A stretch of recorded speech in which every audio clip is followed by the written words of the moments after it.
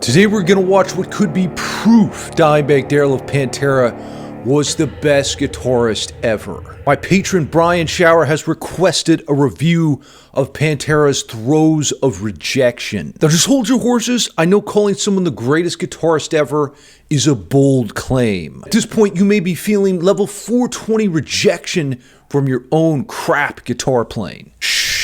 The secret is you gotta finger the G string more. Now you can get my free guitar newsletter to learn how to do that down in the description below. It's gonna hook you up with tips on guitar technique and music theory. Did I mention it's free? Now when we assess the quality of a guitar player, we're thinking about not just our personal opinions, which I know we extol as the most important thing, but it's really not the most important. Pantera has sold a lot of records, first of all, about 20 million over their somewhat short career. As we listen to this track, we're going to be taking apart things like songwriting. Yes, imagine that. Songwriting is important when you're talking about the best guitar player ever. It's not just how fast can he play or how flashy is his technique. Now get your cans of power, stick them on, and raise your chalice of Wapian fluid. Cheers to 69 grams of protein per sip.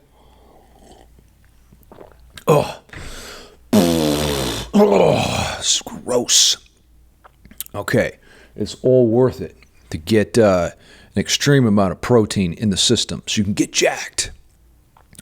Now let's get into Pantera's Throes of Rejection from the Far Beyond Driven album. Here we go. Get ready.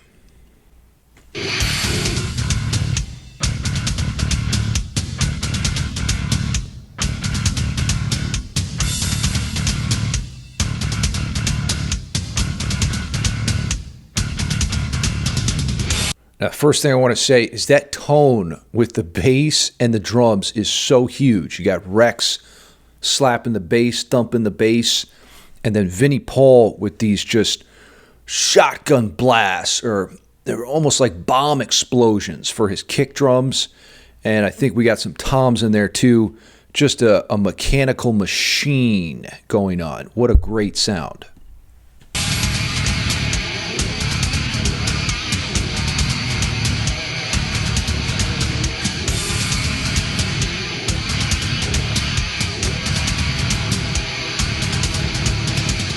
Wah, did you say, Dime? Apparently Kirk is not the only one who can use the wah pedal.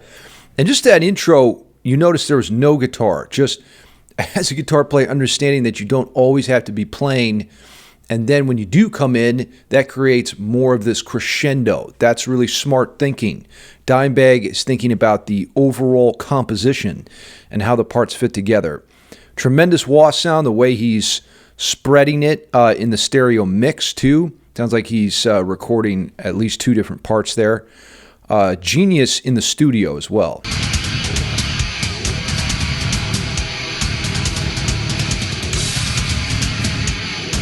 Got one guitar part over here and one over here with a harmony.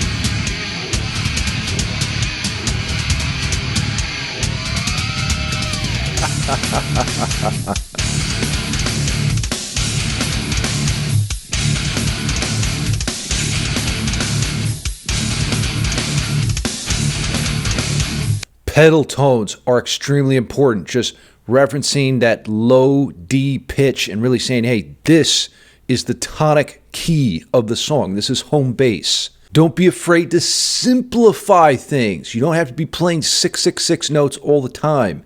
Dime is literally just playing an open D power chord here, and that's it. This is being what I am. There's Phil, kind of low in the mix.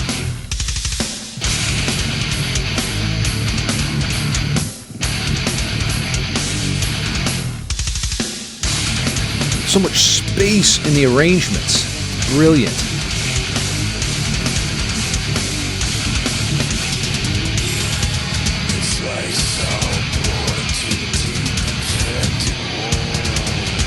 Verse 1.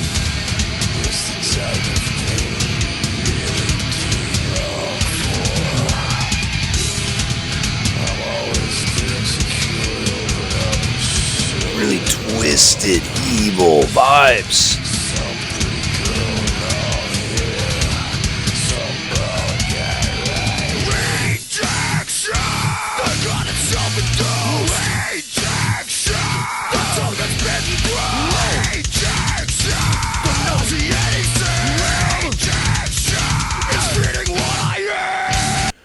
Okay, simplicity is power is what I'm picking up here. That chorus was basically just one chord.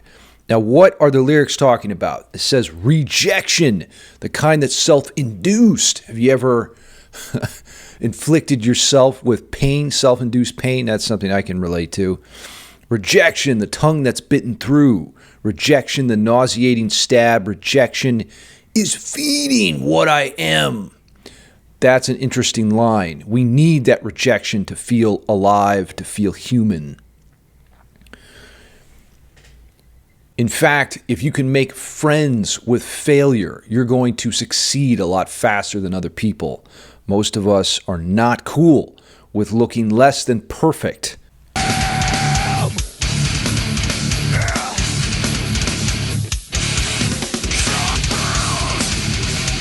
Mix and the recording on this are just savage.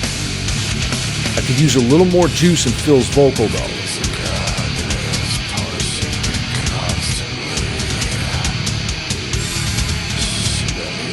Verse 2. Of course I wanted more.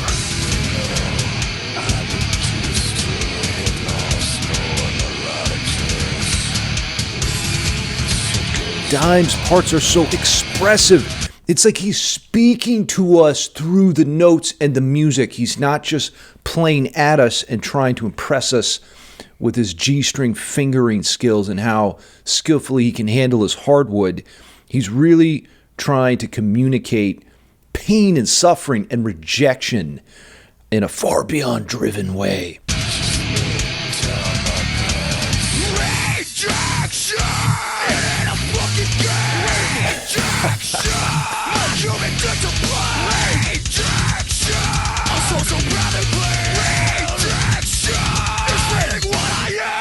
I like how they changed the lyrics for the second chorus. You know, music composition is defined as repetition and development. So play something and then do it again, but change it a little bit. Guitar solo.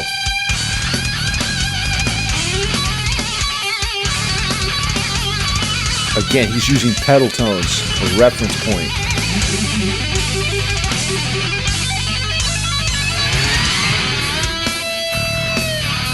What was that noise? Wow, did you hear that? There it is again. Very creative.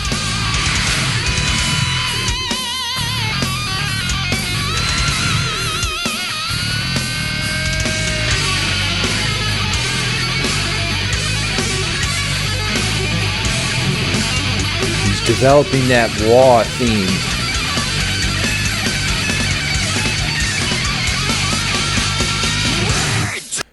Now that was a very creative solo. It really told a story, right? It kind of started low key, and then by the end we were at level 666 intensity, and there was rhythm guitar that only came in towards the end to create more tension. It wasn't even in the beginning of the solo.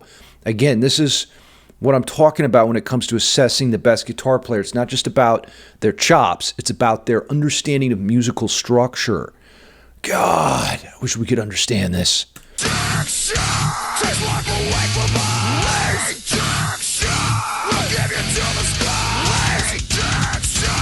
those thunder toms.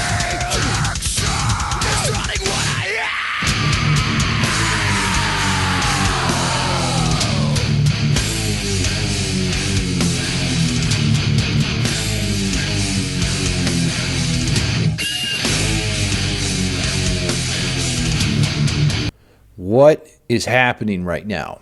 This bridge came out of nowhere, but again, it has to do with the material previously mentioned in the track.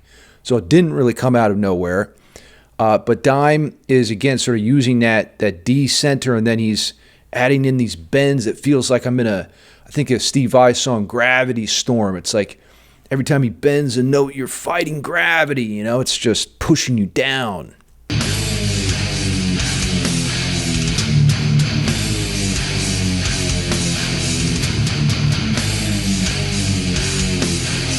That is really creative.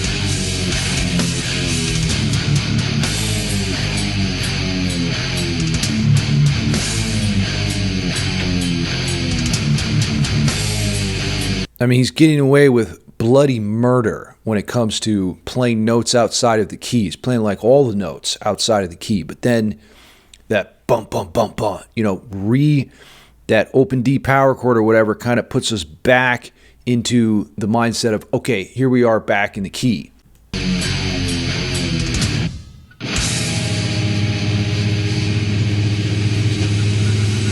That chord sounds like rejection.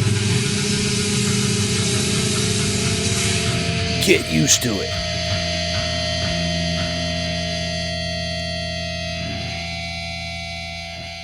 Now, was that proof Dimebag is the best guitarist ever? I'll leave that up to you to decide.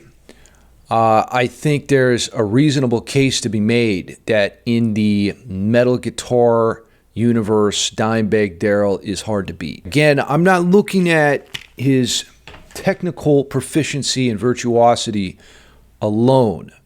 I'm measuring other metrics like his musical composition capacity and his knowledge of when to play and when not to play, recording techniques and overall sonic presentation. Now it's your turn. How are you going to take things to a new level and fight through the throes of rejection?